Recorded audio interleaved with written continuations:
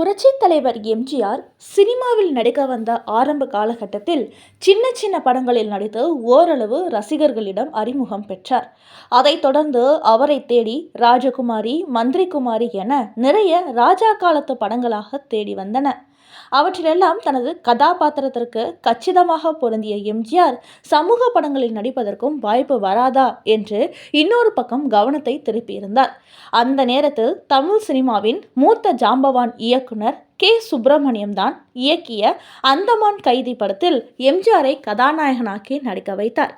வழக்கமான ராஜா உடைகள் அணியாமல் பேண்ட் ஷர்ட் அணிந்து எம்ஜிஆர் நடித்த முதல் படம் இது என்று கூட சொல்லலாம்.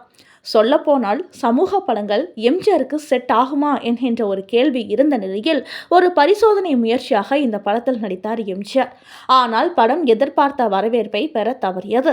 இந்த படத்தில் நடித்தபோது தனது தங்கையாக நடித்த ஒருவரின் பெயரை சரியாக சொல்லாமல் திரும்ப திரும்ப மாற்றி மாற்றி 10 முறைக்கு மேல் சொல்லி பல டேக்குகள் வாங்கினார் எம்ஜிஆர்.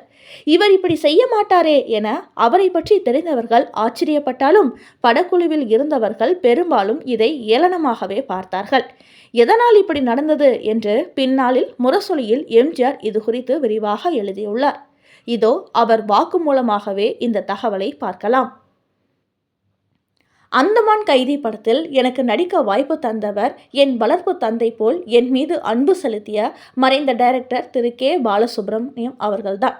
அந்த படத்தில் நான் நடித்த வேடத்தில் என் தங்கையின் பெயரை சொல்லி அழைக்க வேண்டிய காட்சியில் வேறு ஒரு பெயரை திரும்ப திரும்ப சொல்லி பல ஷாட்டுகளை ரீடேக் செய்யும்படி நடந்து கொண்டேன். அங்கிருந்தவர்கள் எல்லோரும் கேலி செய்தனர்.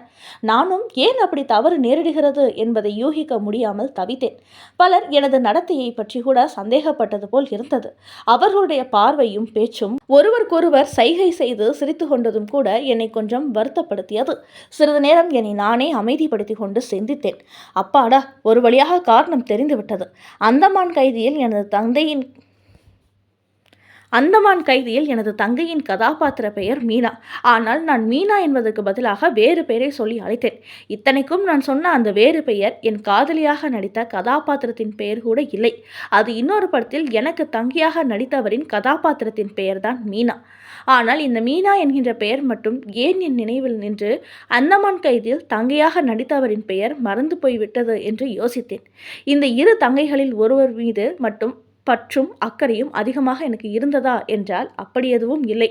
ஆனால் சுமார் 10-15 நாட்களாக இரவு பகலாக என் தங்கை படத்தின் படப்பிடிப்பு நடந்தபோது அதில் என் தங்கையை பிணக்கோலத்தில் கண்டு கதறி அழுது தோளில் தூக்கி போட்டுக்கொண்டே கடலில் போய் தங்கையின் சடலத்தோடு மூழ்கி விடுவது போன்ற உச்சகட்ட காட்சிகளில் நடித்து கொண்டிருந்ததன் விளைவுதான் இப்படி நான் பெயரை மாற்றி கூற காரணம். இந்த விஷயம் பற்றி தெரிய வந்ததுமே இயக்குனர் கே. பாலசுப்ரமணியம் என்னை அழைத்து மதியத்திற்கு மேல் படப்பிடிப்பை நிறுத்திவிட்டு வீட்டுக்கு போய் ஓய்வெடுத்துவிட்டு மறுநாள் வரும்படி சொல்லி என்னை அனுப்பி வைத்தார் என்று எழுதியுள்ளார் எம்ஜிஆர். அது மட்டுமல்ல, இந்த படம் சரியாக போகாததால் எம்ஜிஆருக்கும் சமூக படத்திற்கும் ராசி இல்லை என்பதைப் போல ஒரு தோற்றமும் உருவானது. அந்த சமயத்தில்தான் நடிகர் திலகம் சிவாஜி கணேசன் சினிமாவில் அடியெடுத்து வைத்திருந்த நேரம். பராசக்தி படத்தில் நடித்து முடித்திருந்தார். ஆனால் அந்தமான் கைதி வெளியான சமயத்தில் பராசக்தி இன்னும் வெளியாகி இருக்கவில்லை.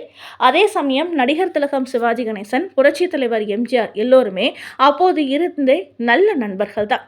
சரியாக அந்த சமயத்தில் தான் கும்பகோணம் அருகில் உள்ள சுவாமிமலையில் நடிகர் திலகம் சிவாஜி கணேசனின் திருமணம் நடைபெற்றது. அந்த திருமணத்திற்கு எம்ஜிஆரும் வந்திருந்தார். மதிய சாப்பாடு முடிந்து எல்லோரும் ஹாயாக அமர்ந்து பேசிக் கொண்டிருந்தனர். எம்ஜிஆர், சிவாஜி, கண்ணதாசன், இயக்குநர்கள் கிருஷ்ணன், பஞ்சு, கருணாநிதி, அரங்கண்ணல் ஆகியோர் ஒரு அறையில் அமர்ந்து பேசிக் கொண்டிருந்தனர். அப்போது அந்தமான் கைதி படத்தின் தோல்வி பற்றி பேச்சு வந்தபோது எம்ஜிஆரிடம் சிவாஜி கணேசன், உங்களுக்கு ஏன் அண்ணன் பேண்ட் ஷர்ட் போட்ட சமூக கதை படம், உங்களுக்கு சரித்திர படம் தான் பொருந்தும் என்று தனது கருத்தை கூறியுள்ளார். அந்த சமயத்தில் அது உண்மைதான் என்றாலும் கூட சிவாஜி கணேசன் அப்படி சொன்னது எம்ஜிஆருக்கு சுருக்கென்று பட்டுவிட்டது. மாலையில் அங்கிருந்து விடைபெற்று கிளம்பிய போது தன்னுடன் வந்த அரங்கண்ணலிடம் பேசிக்கொண்டே வந்த எம்ஜிஆர், தம்பி கணேஷ் என்ன சொல்லுச்சு பார்த்தீங்களா, நான் சமூக பணத்திற்கு லாய்க்கு தம்பி கணேஷ் என்ன சொல்லிச்சு பார்த்தீங்களா, நான் சமூக படத்திற்கு லாய்க்கு இல்லாதவனா என்று தனது ஆதங்கத்தை வெளிப்படுத்தியபடியே வந்தார். அந்த சமயத்தில் எம்ஜிஆர் நடிப்பில் வெளியான இன்னொரு சமூக படமான தாய் மகளுக்கு கட்டிய தாலி படமும் ஓடவில்லை. ஆனாலும் பின்னாளில் எம்ஜிஆர் சமூக படங்களில் தனது பராக்கிரமத்தை வெற்றிகரமாக நிலைநாட்டவே செய்தார்.